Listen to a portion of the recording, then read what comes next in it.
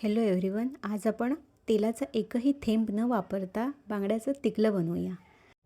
तर यासाठी आपण सगळ्यात पहिले बांगडे स्वच्छ करून त्याचे तुकडे करून घेतलेत।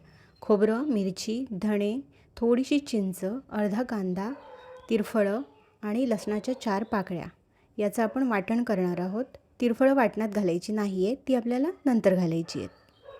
हे वाटण आपल्याला थोडंसं जाडसरच ठेवायचं आहे। आणि आता आपलं वाटण रेडी झालं आहे, तर आपण त्याच्यात तिरफळं, मीठ आणि कोकम घालून चांगलं मिक्स करून घेऊया।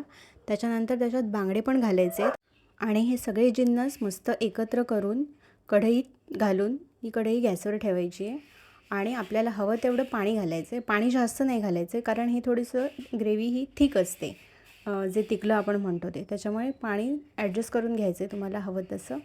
आणि मस्तपैकी उकळी आली की गॅस बंद करायचं आहे आणि अशा प्रकारे हे आपलं बांगड्याचं तिकलं बिना तेलाचं रेडी आहे। तर तुम्ही नक्की करून बघा आणि आवडली रेसिपी तर मला कळवायला विसरू नका। थँक्यू।